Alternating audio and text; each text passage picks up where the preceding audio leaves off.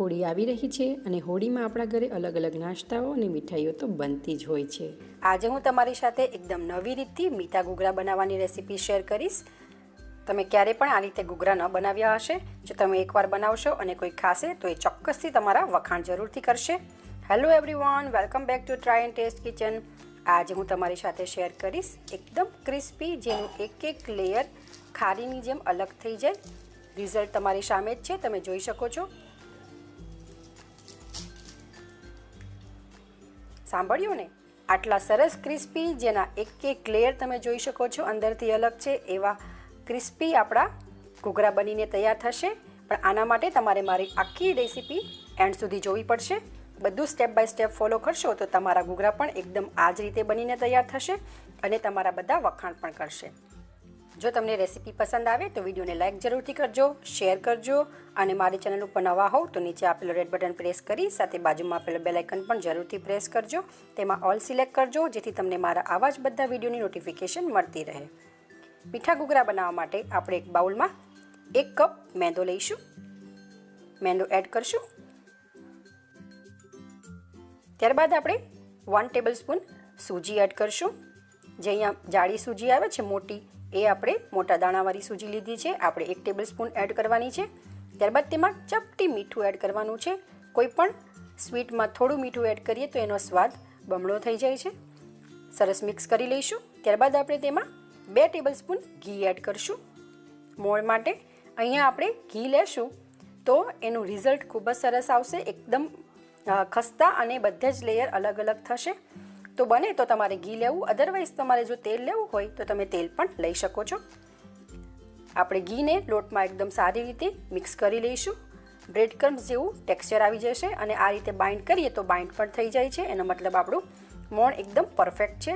હવે આપણે થોડું થોડું પાણી એડ કરી કઠણ લોટ બાંધી દેવાનો છે।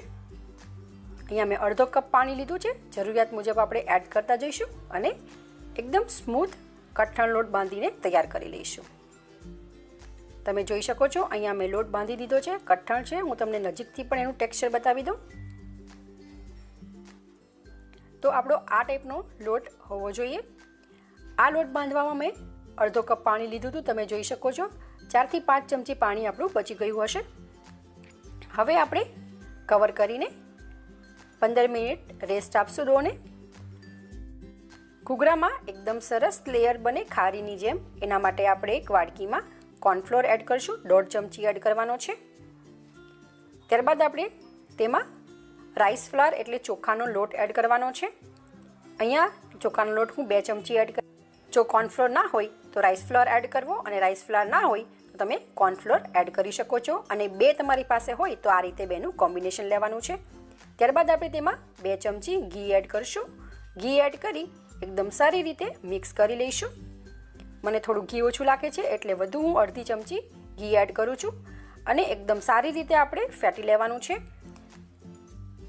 આપણું એકદમ સરસ મિક્સર બનીને તૈયાર થઈ ગયું છે, સ્મૂથ છે। આપણે એને ટર્ન કરીએ તો પણ એ નીચે પડતું નથી, આ ટાઈપનું મિક્સર આપણું હોવું જોઈએ।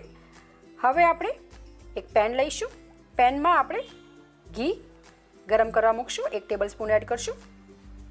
અહીંયા આપણે સ્ટફિંગ તૈયાર કરીએ છીએ ઘૂઘરા માટેનું। ઘી ગરમ થઈ જાય ત્યારબાદ આપણે તમારી ચોઈસના ડ્રાય ફ્રૂટ્સ એડ કરવાના છે। અહીંયા મેં કાજુ, બદામ અને પિસ્તા લીધા છે મિક્સમાં, તમારી પાસે જે પણ અવેલેબલ હોય એ તમે લઈ શકો છો, અને એની ક્વોન્ટિટી પણ તમારે વધારવી ઘટાડવી હોય તો પણ કરી શકો છો। 2 મિનિટ રોસ્ટ કર્યા બાદ આપણે ડ્રાય ફ્રૂટ્સને બાઉલમાં કાઢી લઈશું અને એને ઠંડા થવા માટે મૂકી દઈશું। હવે આપણે એ જ પેનમાં અને એ જ ઘીમાં 1/4 કપ રવો લીધો છે। રવાને આપણે શેકી લેવાનો છે। રવાને શેકતી વખતે આપણે ગેસની ફ્લેમને લો રાખીશું અને લો ફ્લેમ ઉપર રવાને આપણે સારી રીતે શેકી લેવાનો છે।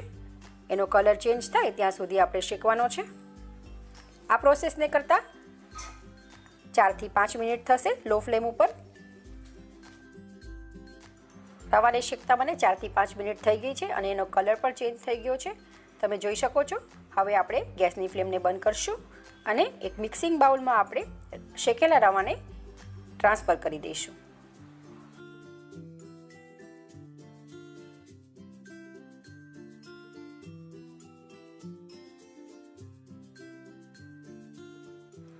હવે આપણે ફરીથી પેનને ગેસ ઉપર ગરમ કરવા મૂકશું અને ગેસની ફ્લેમ લો રાખી અહીંયા 1/4 કપ જેટલું મેં સૂકા નારિયેળનું ખમણ લીધું છે, એ આપણે રોસ્ટ કરી લઈશું. આપણે કન્ટિન્યુઅસ હલાવતા જઈશું. નારિયેળનો કલર ચેન્જ થાય ત્યાં સુધી આપણે એને રોસ્ટ કરવાનું છે. તમે જોઈ શકો છો નારિયેળના ખમણનો કલર ચેન્જ થઈ ગયો છે. હવે આપણે 1 ટેબલસ્પૂન ખસખસ એડ કરશું. ખસખસને અને ટોપરાના ખમણને આપણે એકદમ સારી રીતે મિક્સ કરી અને શેકી લેવાનું છે. તમે જોઈ શકો છો કોપરાનું ખમણ અને ખસખસ સારી રીતે શેકાઈ ગયા છે. ગેસની ફ્લેમને બંધ કરી આને પણ આપણે મિક્સિંગ બાઉલમાં કાઢી લઈશું. જેમાં આપણે રવો એડ કર્યો હતો એ જ બાઉલમાં આપણે કાઢી લેવાનું છે. હવે આપણું રવો અને નારિયેળનું ખમણ શેકાઈ ગયું છે. આપણા ડ્રાયફ્રૂટ પણ શેકાઈ ગયા છે. હવે આપણે ડ્રાયફ્રૂટ્સ ઠંડા થઈ ગયા છે. ડ્રાયફ્રૂટ્સને આપણે અધકચરા ક્રશ કરી લેવાના છે ખાણી દસ્તામાં. જો તમારે મિક્સિંગ બાઉલમાં એને ગ્રાઇન્ડ કરવા હોય તો તમે એ પણ કરી શકો છો, પણ શેકાઈ ગયા છે એટલે આસાનીથી આ રીતે ખાણી દસ્તામાં પણ ક્રશ થઈ જશે. તમે જોઈ શકો છો. આ નટ્સને પણ આપણે મિક્સિંગ બાઉલમાં ટ્રાન્સફર કરી લઈશું.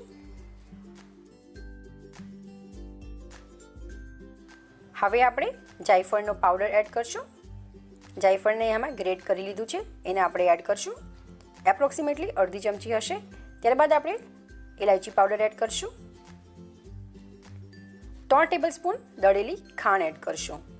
ખાંડની ક્વોન્ટિટી તમે જેટલું પણ ગળ્યું ખાતા હોય એના બેઝ ઉપર તમે એડ કરી શકો. હાથથી આપણે એકદમ સારી રીતે બધા જ ઇન્ગ્રીડિયન્ટ મિક્સ કરી લઈશું. તો આપણું સ્ટફિંગ એકદમ પરફેક્ટલી બનીને તૈયાર છે. હવે આપણા ડોને ચેક કરી લઈએ. ડોને આપણે સારી રીતે મસળવાનો છે 1 મિનિટ. એના માટે આપણે થોડું ઘી અપ્લાય કરશું એના ઉપર અને 1 મિનિટ સુધી આપણે એકદમ સારી રીતે ડોને મસળીને સ્મૂથ બનાવી દઈશું. ડો આપણો એકદમ સારી રીતે સ્મૂથ થઈ ગયો છે. હવે આપણે આ ડોમાંથી 3 પોર્શન કરવાના છે.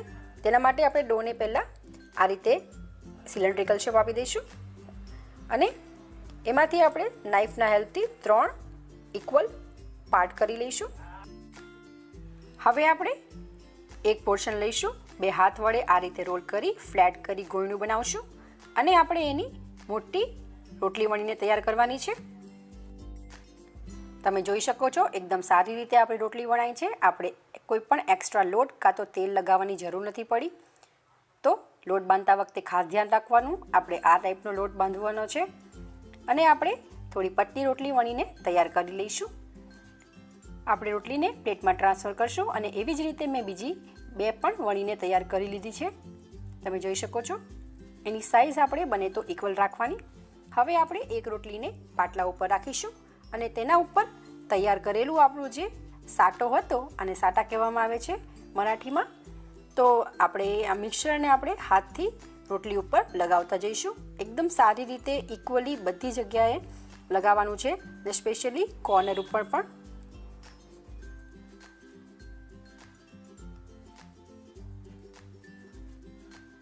એક રોટલી ઉપર અપ્લાય થઈ જાય ત્યારબાદ આપણે બીજી એક રોટલી લઈશું અને એના ઉપર આપણે આ રીતે રોટલીને મૂકી દઈશું અને લેયર બનાવશું. રોટલી એકદમ સારી રીતે પ્લેસ થઈ જાય ત્યારબાદ આપણે ફરીથી આપણું જે મિક્સર હતું એ આના ઉપર અપ્લાય કરી દઈશું. એ અપ્લાય થઈ જાય ત્યારબાદ આપણે ત્રીજી લેયર બનાવીશું રોટલીની અને આ લેયર ઉપર પણ આપણે આ રીતે મિક્સર લગાવી દેવાનું છે. તો આપણી 3 રોટલીની લેયર બનીને તૈયાર છે. હવે આપણે ફોલ્ડ કરવાનું છે. તો એક સાઈડથી ફોલ્ડ કરી આપણે ફરીથી આ મિક્સર લગાવવાનું છે જેથી આપણો રોલ ખુલે નહીં. ત્યારબાદ આપણે આ રીતે ફોલ્ડ કરતા જઈશું અને પ્રેસ કરતા જઈશું. આ રીતે આપણે પ્રેસ કરી ફોલ્ડ કરીને આપણો રોલ તૈયાર કરવાનો છે.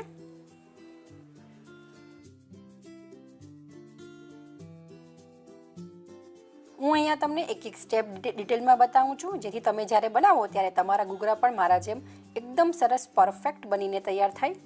હવે આપણે રોલ જ્યારે એન્ડ ઉપર પહોંચે ત્યારે ફરીથી આ કોર્નર ઉપર આપણે મિક્સર અપ્લાય કરી અને એકદમ ટાઈટ વાળી દેવાનો છે જેથી ખુલે નહીં.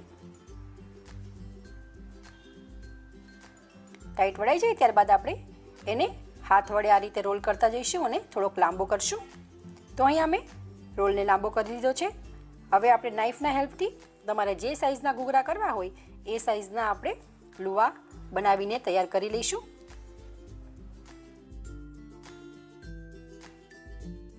તો તમે જોઈ શકો છો અહીંયા મેં બધા જ લુવા કાપીને તૈયાર કરી લીધા છે.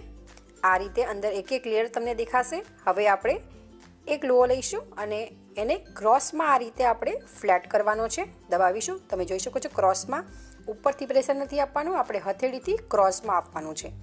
ત્યારબાદ આપણે એને પૂરી વણી લઈશું. પૂરીની થિકનેસ આપણે મીડિયમ રાખવાની છે, બહુ વધારે પડતી જાડી અને બહુ વધારે પડતી પતલી ન હોવી જોઈએ. પૂરી વણાઈ જાય ત્યારબાદ આપણે તેમાં સ્ટફિંગ એડ કરીશું. સ્ટફિંગની ક્વોન્ટિટી તમારી પૂરીની સાઇઝ ઉપર ડિપેન્ડન્ટ છે.